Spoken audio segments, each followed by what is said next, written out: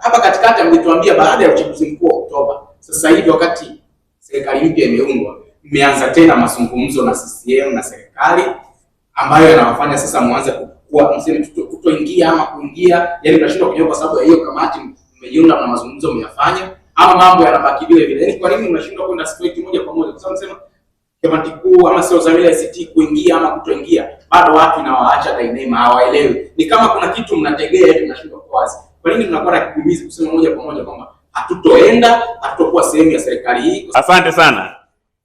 Mosi, kwanza status tulionayo sasa ni kwamba hatumo kwenye serikali ya umoja wa kitaifa, na ni kwa sababu sisi hatukupeleka jina la makamu wa kwanza wa rais, sababu tuletewa barua kwa mujibu wa katiba, ndani ya siku 7 mnaletewa barua, na mkishaletewa barua mnapaswa kupeleka jina la makamu wa kwanza wa rais, na sisi tuliletewa na tukapeleka, tukawaeleza kwamba hatuoni uchaguzi ambao unaamua nani ndio rais na nani sasa anatakiwa makamu wa kwanza wa rais. Kwanza ni muhimu sana kujua kwamba status ya sasa ACT Wazalendo haimo kwenye serikali ya umoja wa kitaifa. Swala la pili ni kwamba okay, sasa mbona hamsemi mtaingia hamtoingia? Mimi nadhani tumesema kwamba sisi ACT Wazalendo kipaumbele chetu ni kurejesha haki ya Wazanzibari kuamua serikali yao, na kwamba tunayo kamati iliyopata ridhaa na kamati kuu ili ipiganie kurejeshwa kwa haki ya Wazanzibari kuamua serikali yao. Haya ndio majibu yetu kwenye jambo hili. Kwa hiyo status ya sasa hatumo kwenye serikali, na serikali ya umoja wa kitaifa ni kwa mujibu wa katiba. Katiba ya Zanzibar inamwelekeza rais aombe apeleke jina kwa chama kinachostahili kuna serikali ya umoja wa kitaifa, aombe jina. Asipoletewa hataweza kufanya chochote, na anatakiwa ateue mawaziri.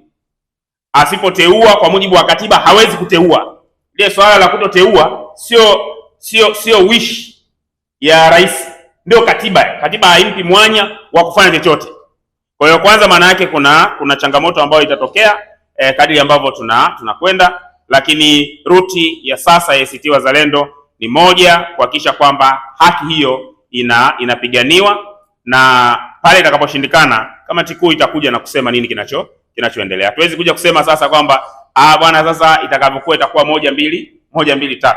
Na wote mnafahamu kwenye haya masuala yanapogusa interest muhimu kama hizi, kuna stages ambazo mnashughulikia mambo haya, na kisha lazima muinvolve umma kwamba tupo kwenye stage gani. Stage ya sasa kamati kuu imetoa wajibu kwa kamati maalum kuhakikisha kwamba haki hii inapiganiwa. Itakapopatikana platform rasmi ya kushughulika na jambo hilo, umma utataarifiwa.